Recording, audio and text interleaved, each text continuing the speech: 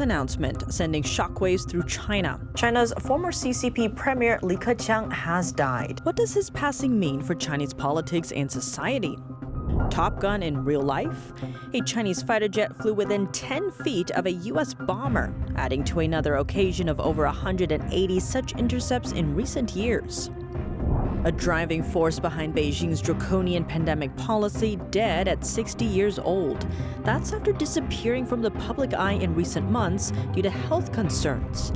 And strong words about Israel, Ukraine, and China from Florida Governor Ron DeSantis.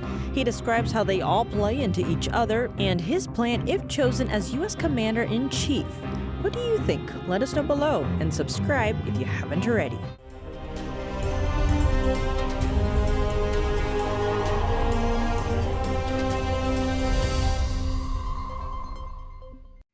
Welcome to China in Focus. I'm Tiffany Meyer. An unexpected death announcement. China's former number 2 official, Li Keqiang, has died of a heart attack at 68 years old.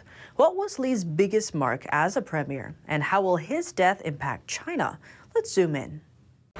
Breaking news shocking many inside China. The country's former premier Li Keqiang has died at the age of 68. State media reports say he died of heart attack, but speculations are mounting over what caused his death. That's because sudden death announcements are extremely rare for such a high-level position. These officials have access to top-level medical care, and many prominent Communist Party leaders have lived until their 80s or 90s. Looking at his tenure, what was Li's biggest impact on China? Analyst Tang Jingyuan said he's widely seen as one of the least powerful premiers in modern China. Economically, politically, he didn't have any prominent achievements. Not only that, as Chinese leader Xi Jinping expanded and consolidated his power, it became even harder for Li to achieve anything. Li steered China's economy for a decade before stepping down this March, though he had been increasingly sidelined by Xi Jinping. Outside China, he's known for the term Li Keqiang Index. It's a measurement of China's economic progress. What sets Li apart from other top officials is that he's a technocrat. He didn't come from the family of a high-level party official before him. Li moved up the ranks after getting 2 PhD degrees from China's top university, and he was once seen as a contender for China's top leadership. Technocrats like him are like housekeepers for those princelings, the children of the Chinese Communist Party elites. Li's passing sparked an outpouring of grief on China's social media. Many expressed condolences, though comments expressing shock over his sudden death were censored. Analyst Tang Jingyuan said many Chinese citizens are unhappy with Xi's rule, and they're using Li's death to vent their dissatisfaction. Li's passing has sparked a huge impact inside China and the Communist Party. The reactions mostly come from a collective dissatisfaction with Xi Jinping's rule. They need a chance to vent. A lot of people have empathy for Li because he was pushed aside by Xi during his time. Tang noted it's unlikely that Li's death would spark any major upheaval, though he added that the future impacts remain to be seen. During his tenure, Li had expressed differences of opinion with top leader Xi Jinping on several occasions. The comments were heavily censored inside China. But those that did get shared publicly have shocked people inside and outside China. Watch. China has 600 million people whose monthly income is barely 1,000 yen. In 2020, China's GDP ranked second in the world behind only the U.S. So when Li Keqiang revealed that more than 600 million Chinese people took home an average monthly income of just $144, the news sparked immediate buzz. In another video from August 2020, Li visited China's financial and transportation hub Shenzhen, stopping by a key port. He told staff there that China needed to open up more and hinted that China's trend at the time wouldn't reverse course otherwise. Many believe he was referring to Beijing's strict policies and lockdown measures and saying that they hindered China's economic growth. But videos of his remarks were removed from Chinese internet sites soon after, suggesting that even such a high-ranking official cannot speak freely in the country if it goes against Beijing's top directive.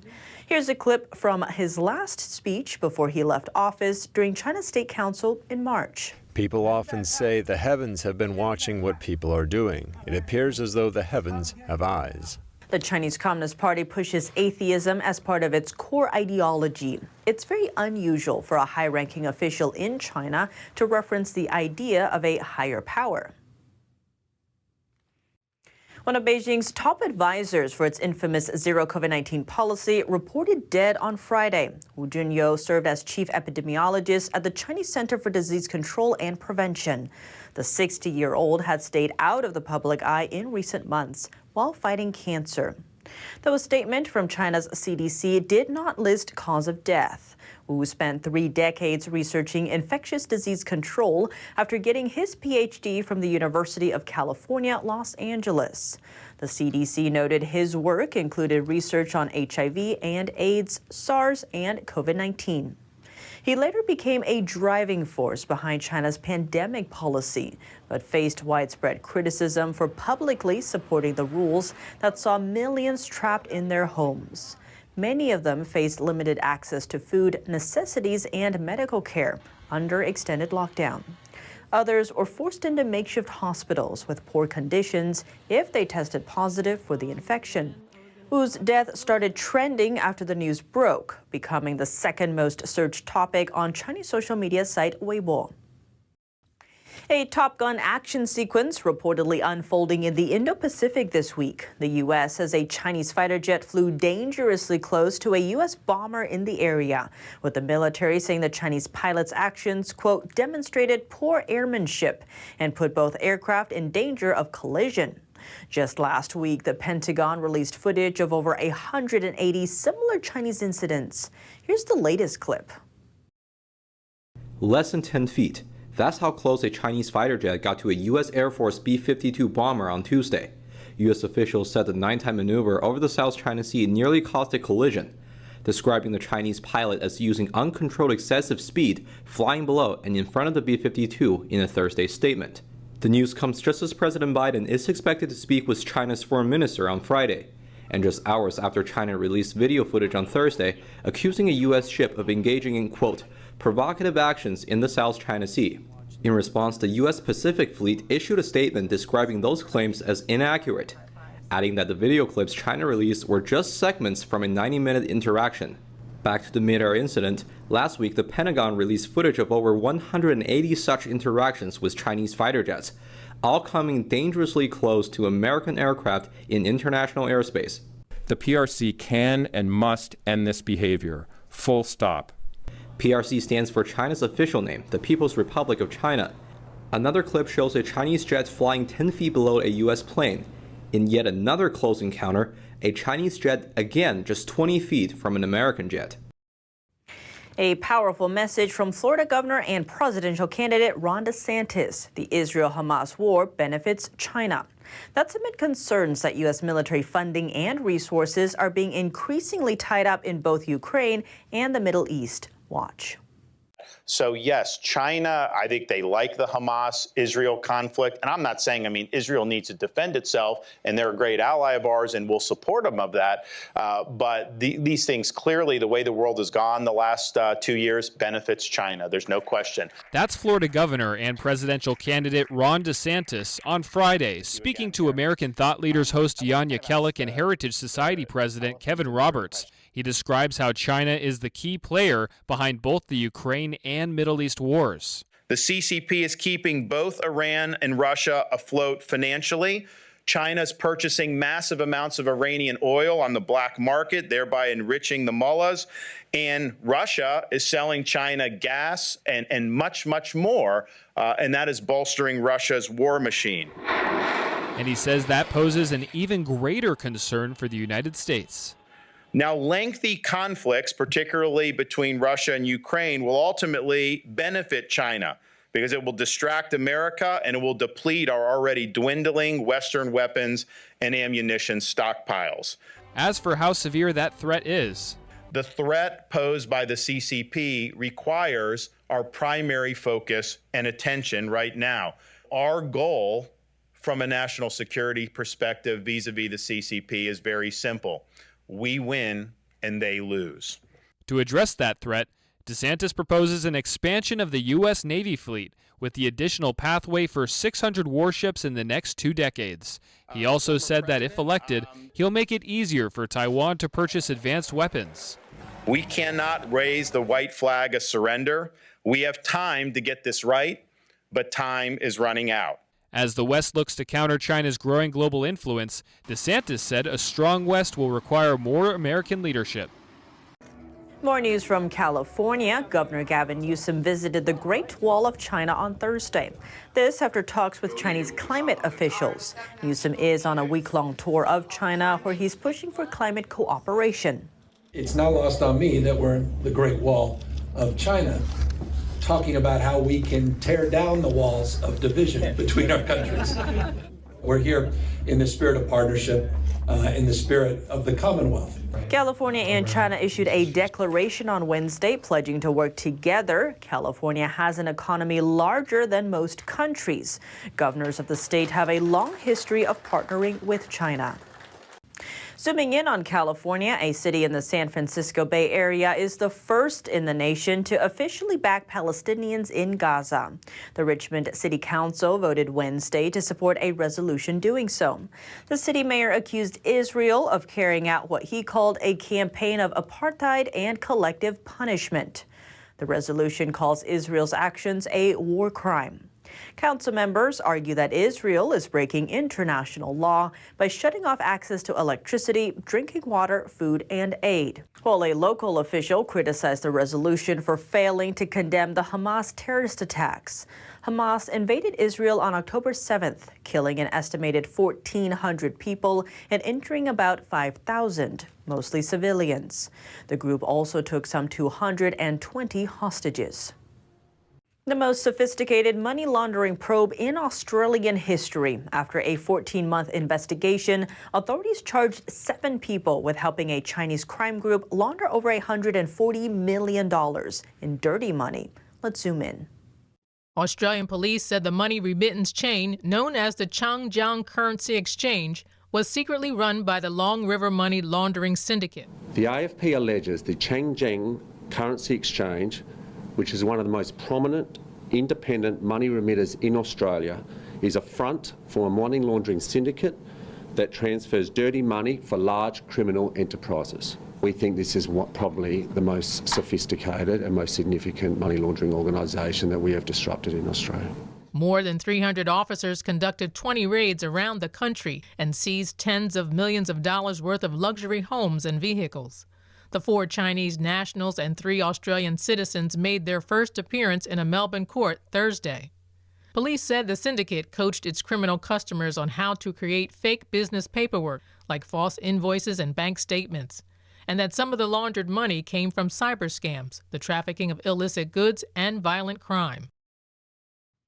The world's first AI Safety Institute set to begin in the UK next week. China is on the guest list. Now, former UK Prime Minister Liz Truss is calling the invitation a mistake. She says China views AI, quote, as a means of state control and a tool for national security. Here's more. I can announce that we will establish the world's first AI Safety Institute right here in the UK.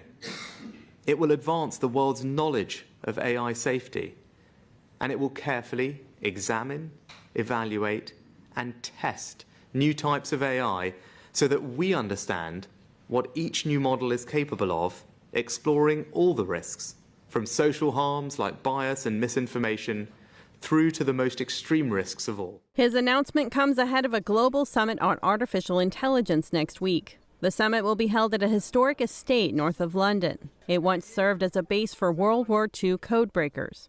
Sunak says China was invited to attend the summit, along with U.S. Vice President Kamala Harris and other guests from across the globe. But the decision to invite China has caused controversy in some quarters. Rishi Sunak said engaging with China may not be successful, but should be attempted because it is the world's second AI power behind the U.S. Former Prime Minister Liz Truss, meanwhile, said she's deeply disturbed by the invitation. She said Beijing has a fundamentally different attitude to the West, seeing AI as a means for state control, and urged Sunak to reconsider. Coming up, China's ex-premier Li Keqiang has died. Trained as an economist, Li was known for his reputation as a reformer, but later found himself sidelined by Communist Party leader Xi Jinping. Did he ever have the chance to fulfill his ambition of steering the Chinese economy? What might Li's death mean for China's economic policies, particularly its approach to opening up to the outside world? And how could it impact the United States? We sat down with Antonio Graceffo, China economic analyst, for details. More on that after the break here on China in Focus.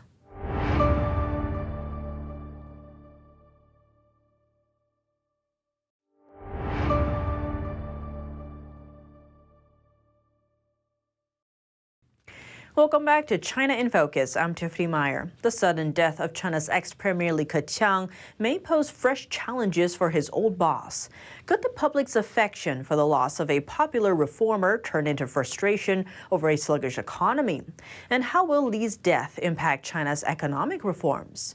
We speak to China economic analyst Antonio Graceffo for more. Antonio Graceffo, thank you so much for joining us. Great to be back on the show. Good to see you, Tiffany. Now, China's ex-premier Li Keqiang died on Friday. He was known for his economic policies. How would you view his economic impact in China?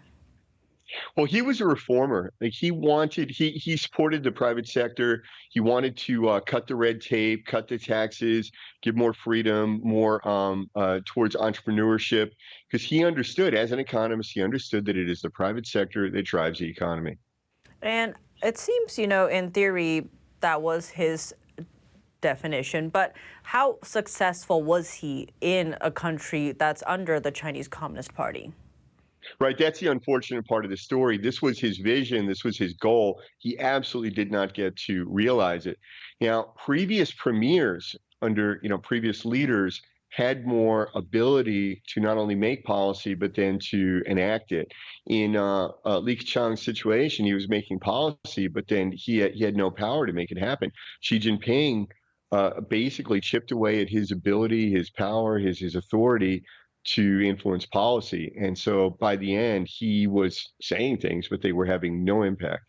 And on that point, Li was removed from the standing committee during a party congress in 2022, and he left office in 2023, even though he was 2 years before his informal retirement. Why would Xi Jinping go after him? What was the difference in their policies? Well, aside from the fact that he wanted to liberalize the economy and Xi Jinping wanted to tighten up the economy, I mean, that is enough that you should fire that person, if you're Xi Jinping, because he has completely different ideas than you do. But the other thing was he was the last remaining person in a relatively high position in government that had any ties to Hu Jintao and the Youth League. So if you remember from the party congress in March of this year, Xi Jinping purged the government of anyone who had ties to Hu Jintao, and Li Keqiang was one of the last remaining ones that was tied to the Youth League. And on that point, what does his passing symbolize then? I think his passing really symbolizes that there will be no change. This is the Xi era. That's also a really important point. The communist propaganda in 2013 was the Li-Xi era, and now it's the new era of Xi Jinping or something like that. Like basically, the premier is not even mentioned. Even now, we don't see the current premier, we don't see him mentioned very often. So basically, the passing of Li Keqiang is very symbolic, and it symbolizes the end of any attempt to reform and open the Chinese economy. And zooming in on the policies last year when China had its zero COVID policies, Li was taking a different line from Xi Jinping. He was actually urging officials to stabilize the economy and not go overboard with the lockdowns. He also made a shocking remark about the poverty alleviation in 2020. China has 600 million people whose monthly income is barely 1,000 yuan. That's about 140 US dollars. How do you read his comments? Yeah, he made a comment that was something to the effect of the best way to check the health of the people would be to keep the economy going, to have a healthy economy. He was very much against the lockdowns, but he had to be careful because it's China. You can't really criticize. So he began his speech by saying something like, I praise Chairman Xi for handling the country in such a difficult time and this and that. Like he began by sort of complimenting the lockdowns, but it was obvious that he wanted the lockdowns lifted. And he appeared without a mask in public. He made a speech without a mask, which was a really big symbolic gesture. And on that note, what was his actual message that he was trying to say? I think he was very much against the lockdowns. He wanted to keep the economy open, and he actually made a comment that when they finally did open the economy again, lifting the lockdown restrictions, he made a comment something like the river is not going to change directions, the world is not going to come to an end, China will just continue, which is exactly what happened. Now, very interestingly, is that he has been replaced with the man who supported the lockdowns, if not, directed the lockdowns. And given that Li Keqiang was an economist, what does his passing mean for the state of China's economy going forward? I really think it means there's no hope right now. There's no visual hope that the Chinese economy is going to liberalize. I think we're just going to see more Xi, more Xi, more Xi. She's just going to keep tightening the Xi ratchet on the economy and on the social society. She wants to control everything, including the economy. Antonio Graceffo, thank you so much for your time. Thank you, Tiffany. That's all for today's China in Focus. I'm Tiffany Meyer. If you have any feedback on the show or have something you'd like to see us cover, send us an email at chinainfocusntd.com. We'd love to hear from you. Thanks for watching. See you soon.